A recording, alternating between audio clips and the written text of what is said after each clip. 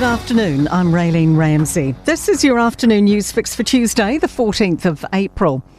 Tyres have been slashed on 6 more ambulances in South Auckland, this time in Otahuhu, on top of 3 in Manukau in February. The vehicles were vandalised at the Atkinson Avenue station on Thursday. Lachlan Rennie has more. Detective Senior Sergeant Mark Haywood says they're keeping an open mind on whether the two events are linked. He says this is extremely reckless offending, which risks the lives of people needing urgent medical care. Police are asking for any information to help identify those responsible. America's blockading of the Strait of Hormuz could force war to break out again with Iran. President Trump's ordered the US Navy to stop maritime traffic to and from Iranian ports. Iran is calling it piracy, saying if its ports are threatened, no port will be safe in the Gulf and Sea of Oman.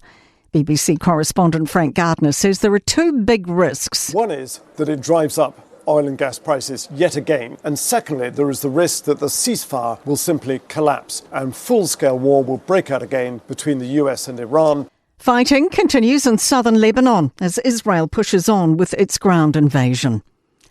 Meanwhile, there are calls of blasphemy over Donald Trump's now deleted post in which he looks like Jesus Christ.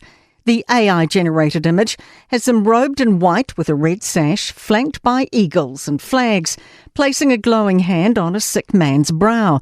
Trump claims he's depicted as a doctor.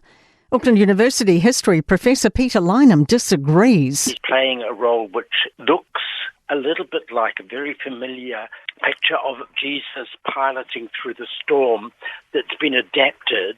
The content is really outrageous.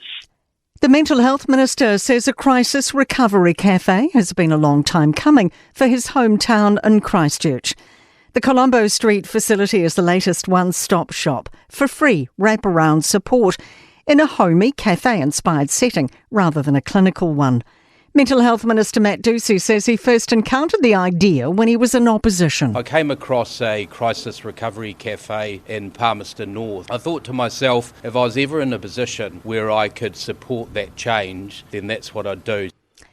A migration expert says figures out today could signal some recovery as Kiwis moving overseas continue to reduce. The Stats NZ figures show a net migration loss of just over 36,000 New Zealanders in the year to February. That's roughly 1,000 down on the year to January and 4,000 compared to the year to December. Koitu Centre for Informed Futures, Paul Spoonley, says this is a step in the right direction. What we're also seeing, which is interesting, is the number of New Zealanders returning to New Zealand having migrated offshore. Those numbers are up by 10%. And numbers of tourists visiting the country are still rising and overtook 408,000 annually to February. Stats NZ says that's up more than 53,000 year on year. In sport, Charlize Ledger Walker's whirlwind month has continued after becoming the first New Zealander to be drafted in the WNBA. The 24-year-old point guard has been selected by the Connecticut Sun with the 18th overall pick. Jared Hoiata has been named Taranaki's rugby coach for the upcoming NPC season, replacing new All Blacks senior assistant Neil Barnes. And Kiwis 5/8 Dylan Brown is set to return from a knee injury for the Knights in Sunday's Round 7 NRL clash against the Roosters. And that is your latest news fix. We'll be back with the next update for you tomorrow morning from the Newstalk ZB newsroom.